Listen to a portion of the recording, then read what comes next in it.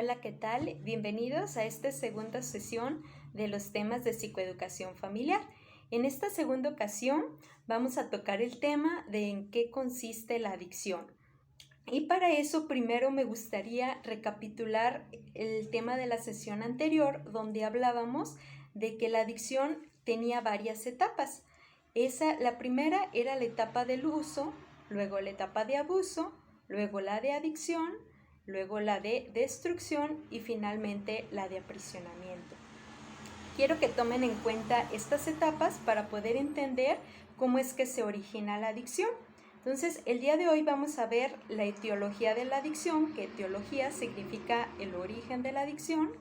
También veremos los factores de riesgo y los factores desencadenantes. Para empezar, me gustaría comenzar con una pregunta en el cual no sé si tú ya te la has hecho, que es ¿por qué mi familiar no puede parar el consumo? ¿Por qué no puede dejar de consumir? Entonces, esto tiene su explicación en un factor de origen que se llama el factor neuroadaptativo. ¿Qué significa esto de neuroadaptativo? Hagan de cuenta que nuestro cerebro está configurado de tal manera para poder asimilar las sustancias que son saludables para nuestro organismo, sustancias que son alimento para el mismo. Entonces, cuando el organismo recibe en el cerebro una sustancia adictiva, como son ya sean las drogas o el alcohol, va a recibir la indicación de que esa sustancia no pertenece al organismo y por lo cual dice que se ha metabolizado, es decir, ha tenido una función neuroadaptativa, que se lo podría explicar también como un acostumbramiento de las neuronas de nuestro cerebro para asimilar esa sustancia. Entonces, como la sustancia de la droga no es un alimento, el mismo cerebro se adapta para poderla asimilar de tal manera que en las próximas ocasiones al consumo ya pueda quedarse instalada en el organismo. Entonces, este sería el primer factor. También me gustaría explicarles, dentro de este mismo factor de origen desde el ámbito biológico, cómo también es que funciona la sustancia adictiva en nuestro cerebro. Hagan de cuenta, voy aquí a tomar el pizarrón y voy a dibujar, voy a tratar de dibujar o asimilar lo que es el cerebro, ¿vale? Entonces, no sé si se alcance a ver. Entonces, en el cerebro tenemos partes donde algunas de estas partes son las que nos indican qué actividades son las más importantes para la vida, ¿no? Como el hecho de respirar, el hecho de comer, el hecho de que tengamos los latidos del corazón. Entonces, cuando pasa una sustancia, que en este caso voy a poner como si este fuera el canal, ¿sale? Voy a tratar de explicárselos como de una manera fácil, de tal manera que pueda ser comprendible, porque igual y pues no estoy dando el tema para médicos, sino como para que cualquier persona pueda como entender el funcionamiento general de la sustancia. Obviamente dentro de cada droga hay sus particularidades de cómo es que funciona cada una, dependiendo si son alteradoras del estado de ánimo o que en sentido contrario bajen el funcionamiento del sistema nervioso central. Pero en este caso vamos a suponer que aquí pasa la sustancia. Dentro de nuestro organismo, cuando nosotros tenemos una situación que nos causa felicidad, lo que va a ocurrir es que va a desprender ciertas sustancias y una de ellas se llama la dopamina, que es la que encargada de causar el placer o el bienestar.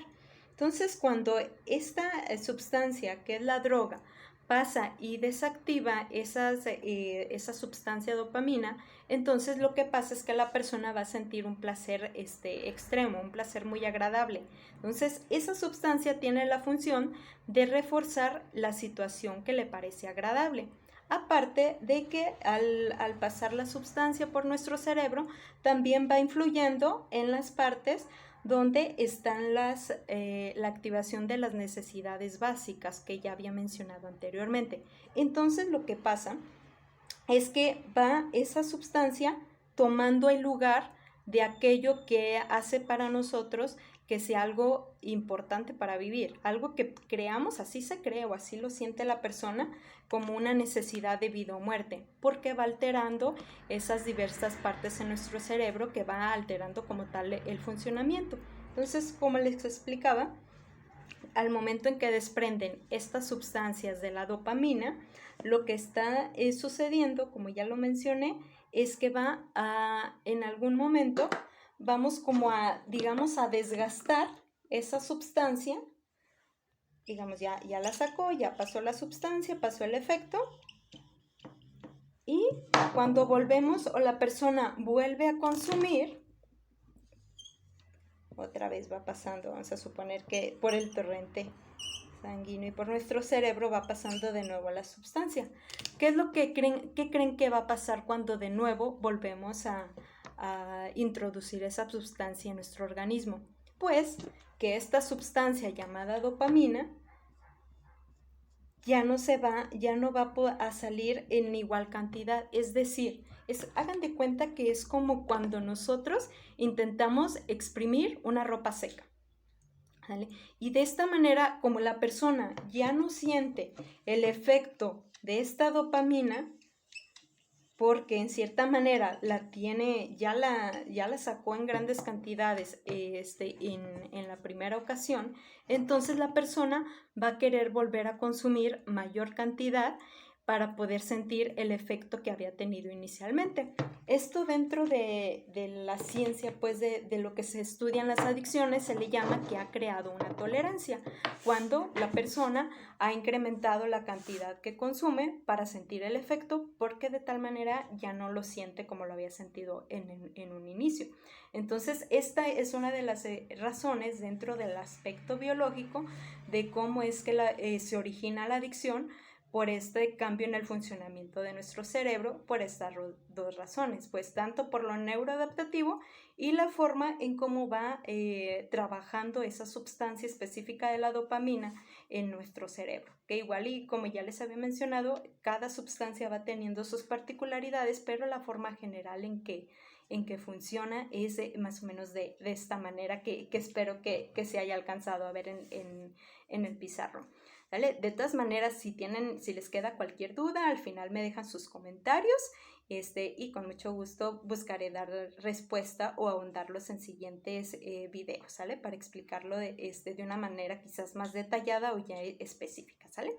Entonces, otro de los factores que se explican como factores de origen en esta cuestión de la adicción, hay una razón que da desde la cuestión hereditaria familiar, pero desde el aspecto psicológico.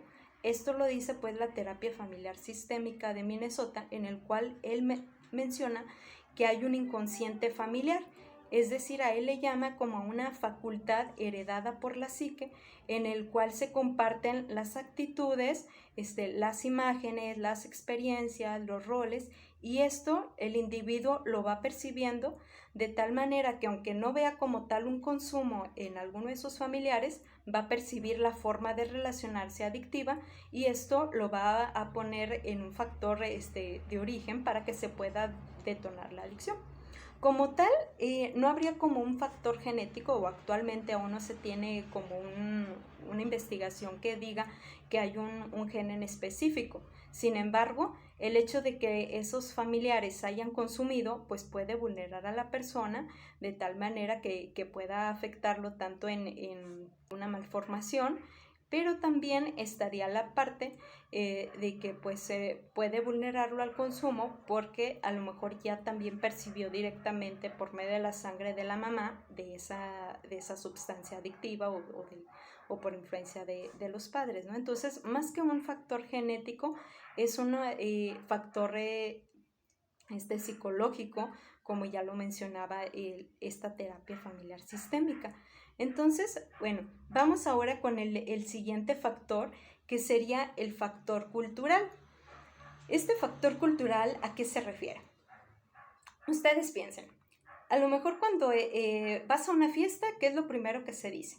Que, ay, es que tiene que haber vino, cerveza, si no, no es fiesta, ¿no? O vamos a hacer una carne asada y de antemano ya, antes que la carne, yo creo que ya están las cervezas, las chelas para poder, disfrutar la fiesta, ¿no? Entonces, por medio de este factor cultural en el cual está como bien visto consumir ciertas sustancias o sustancias permitidas que serían el alcohol básicamente o el tabaco, entonces esto hace que este factor de origen se vaya dando en el ambiente donde se encuentra la persona y esto puede facilitarle mucho el consumo, ¿no? O también pensando en que decir, ay, es que esta sustancia es natural, esta, como la marihuana, ¿no? Que dicen, ay, es que la consumo porque es natural, no me hace daño, entonces la persona llega como a ir teniendo creencias en el cual va aceptando la sustancia de acuerdo a las creencias que se dicen. Pero estas sustancias pueden llegar finalmente pues a detonar el factor de origen de la adicción y que posteriormente la persona vaya teniendo como la entrada a otras sustancias quizás más agresivas, ¿no? Casi siempre la puerta de entrada antes de consumir una sustancia como el cristal, antes llegaron a consumir las sustancias que son legales como el alcohol o el tabaco. También otro muy parecido a es el factor social. ¿A qué se refiere? Es cuando la persona está en un ambiente ya más cercano, más directo, como en la cuestión de sus amistades en su entorno, donde las personas que están en ese ambiente lo presionan para que consuman o él se siente presionado de tal manera que quiere tener esa pertenencia a esos grupos en el cual pues si no consume no se va a sentir con ese sentido de pertenencia o no se va a ver integrado en ese grupo.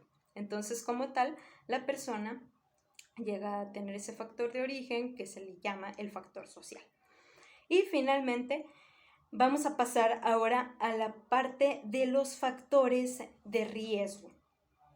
¿Qué diferencia hay entre un factor de riesgo y un factor de origen? En primer lugar, hagan de cuenta que el factor de origen sería como la tierra preparada para que si cae un factor de riesgo y luego posteriormente un factor desencadenante, entonces se detone la adicción, ¿vale? Entonces el factor de origen vamos a decir que es el inicio, ¿vale? Es donde se prepara, donde es el primer punto antes de la adicción, donde nace pues la adicción, ¿vale? Entonces ahorita voy a ir dando como más ejemplos acerca de esto, pero vamos a entrar pues a lo que son los factores de riesgo.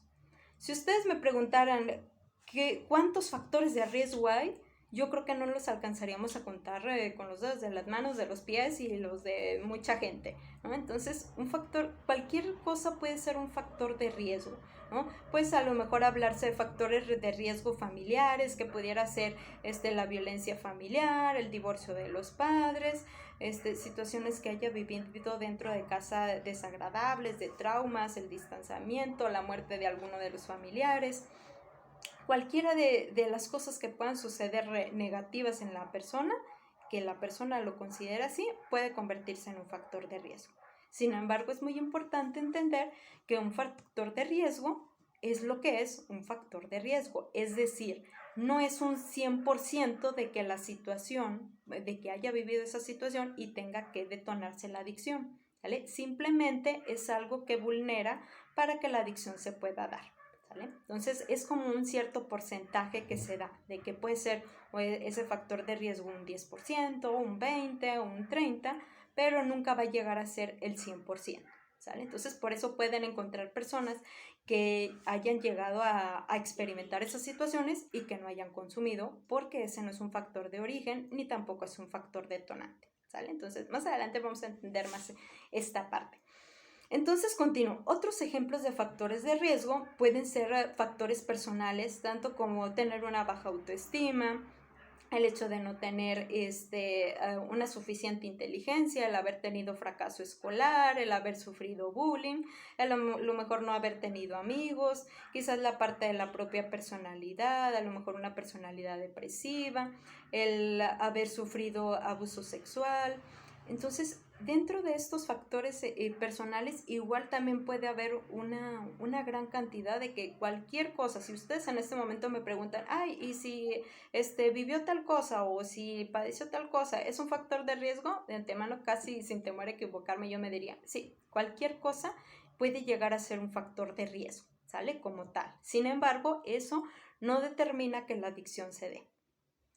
Vamos a pasar entonces ahora a cuáles serían aquellos factores que sí desencadenarían, que sí detonarían la adicción. Entonces están clasificados en los siguientes que te voy a comentar.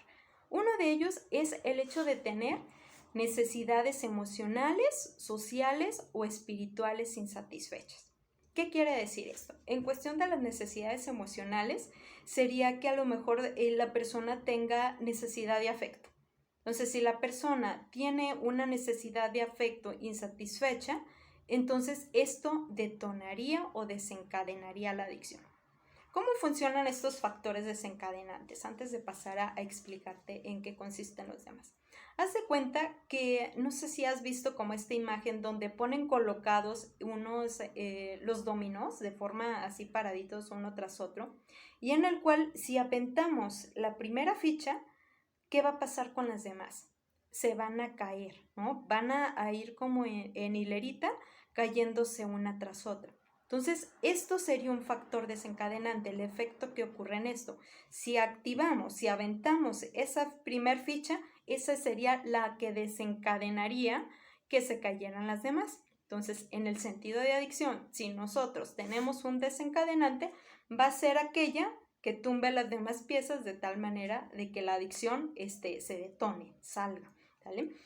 Entonces, bueno, entre ellos es esa necesidad emocional insatisfecha, sea de cualquier tipo, siempre y cuando sea emocional, ya sea como lo afectivo, la necesidad de sentir el sentido de pertenencia, de estar integrado a un grupo, la necesidad de sentirse realizado, con un sentido de vida, que sería como en la parte espiritual.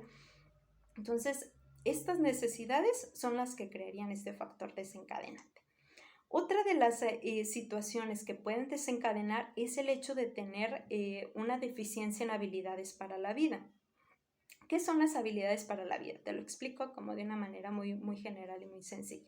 Son aquellas actitudes que tú necesitas para poder vivir en el día a día, ¿vale? No es una necesidad exclusiva de en un trabajo o para tal empleo, tal empresa, sino que son actividades que todo mundo, por el hecho de ser personas, necesitaría para enfrentar los problemas de la vida. Entonces, por ejemplo, entre ellas se puede encontrar el hecho de no tener tolerancia a la frustración. A todo el mundo nos pueden suceder errores, pero sin embargo, si una persona no puede aceptar que cometió un error y no lo vuelve a intentar o no desarrolla pues como tal esta capacidad de tolerancia, entonces es un detonador para la adicción. También otra de las cosas que puede afectar en este detonante es el hecho de tener creencias adictivas. Ya posteriormente también en otro tema les comentaré cuáles son ese tipo de creencias, pero finalmente de manera general dentro de estas creencias está el pensar que las cosas tienen que tener un arreglo rápido, ¿vale? De que las cosas se tienen que dar ya cuando yo lo quiero. Entonces esta creencia pues va ligada también a la actitud de la no tolerancia ante la frustración, ¿vale? O también como el hecho de tener esta incapacidad para resolver los problemas de la vida, ¿vale? Que se encuentran ante una situación problemática y no saben cómo resolverla. Entonces esto sería otro de los desencadenantes como tal, ¿no? Entonces, y hasta este momento, no sé si en esta ocasión lo llegué a hacer muy rápido, pero también espero que no los llegue a cansar al ver este tema. Entonces hago como una recapitulación. Existen los factores de origen, que son aquellos que dan inicio. Y esto se le llama pues en el aspecto técnico la etiología. Entonces podríamos decir que la adicción tiene una etiología multifactorial. Es decir, que hay diversas áreas por las cuales se puede originar la adicción, y esa es una de las razones, la neuroadaptativa, Otra de las razones es la razón familiar, que es esta facultad heredada por la psique, en el cual la persona va aprendiendo formas de relacionarse adictivas y eso pues va dando origen, ¿no? Aunque todavía no llega a consumir, pero es como les había mencionado, va siendo como el campo fértil para que se puedan dar esas situaciones, ¿no? Entonces, también les mencionaba el factor cultural, el factor social, dentro de estas cuestiones de la etiología multifactorial, ¿no? Entonces, ustedes vayan pensando cuál de estas razones pudo haberse dado en tu familiar, ¿sales? Principalmente la neuroadaptativa, pues se da en todas las personas. Sí o sí, la persona dentro de nuestro cerebro va funcionando de una manera igual, está configurada de esta manera, entonces es la manera en cómo se va desarrollando, ¿sale? Para que tú vayas como ubicando. A ver, ok, tengo un factor de origen, alguno de estos 4 que hayan estado presentes en mi familiar, entonces tenemos factor de origen. Luego, se suma un factor de riesgo. ¿Hay alguna de esas? Tuvo baja autoestima, incluso tuvo algún trastorno de conducta, algo que le haya afectado, o que pueda haber sucedido, incluso la pobreza también pudiera ser, tanto pobreza, riqueza, cualquier situación que tú le pongas puede considerarse un factor de riesgo. Entonces, tenemos factor de origen, se suma factor de riesgo y hay factor desencadenante. De hecho, lo voy a poner aquí en el pizarrón, para que vayan viendo como esta ecuación de cómo es que daría, ¿sale? Entonces voy a poner las iniciales, factor de origen más factor de riesgo más, voy a poner aquí, factor desencadenante, y esto me daría como consecuencia la adicción, ¿vale?